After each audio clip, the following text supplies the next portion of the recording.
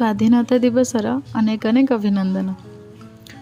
ସ୍ୱାଧୀନତା ହେଉଛି ମାନବର ଜନ୍ମଗତ ଅଧିକାର, କିନ୍ତୁ ଭାରତବର୍ଷ ବହୁ ବର୍ଷ ଧରି ତା'ର ସ୍ୱାଧୀନତା ହରାଇଥିଲା।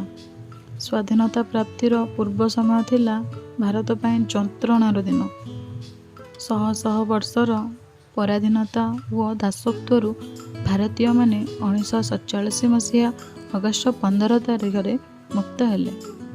ସେହିଦିନ ଭାରତର ପ୍ରଥମ ପ୍ରଧାନମନ୍ତ୍ରୀ ପଣ୍ଡିତ ଜବାହରଲାଲ ନେହେରୁ ଜାତୀୟ ପତାକା ଉତ୍ତୋଳନ କରିଥିଲେ।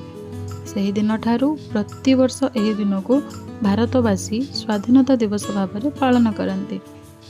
ସ୍ୱାଧୀନତା ଦିବସର ମହତ୍ତ୍ୱ କ'ଣ? ସ୍ୱାଧୀନତା ଦିବସ ପ୍ରତ୍ୟେକ ଭାରତୀୟଙ୍କ ପାଇଁ ଅତ୍ୟନ୍ତ ମହତ୍ତ୍ୱପୂର୍ଣ୍ଣ।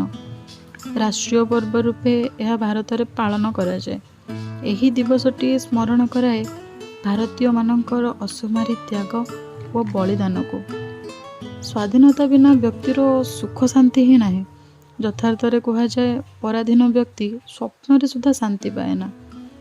ସୁତରାଂ ସ୍ୱାଧୀନତାର ସୁରକ୍ଷା ପାଇଁ ସଜାଗ ରହିବା ସହ କର୍ତ୍ତବ୍ୟ ସମ୍ପାଦନା କରିବା ପ୍ରତ୍ୟେକ ସ୍ୱାଭିମାନୀ ସ୍ୱାଧୀନ ବ୍ୟକ୍ତିର କର୍ତ୍ତବ୍ୟ। ସ୍ୱାଧୀନତାର ମୂଲ୍ୟ ଧୀରେ ଧୀରେ ଦେଶବାସୀ ବୁଝିଲେଣି।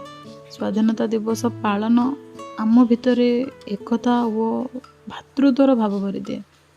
ପରସ୍ପର ଭିତରେ ଥିବା ହିଂସା, ରାଗ, ଅଭିମାନ ଭୁଲି ଆମେ ଦେଶ ପ୍ରତିରେ ଉଦ୍ବୁଦ୍ଧ ହେଉ।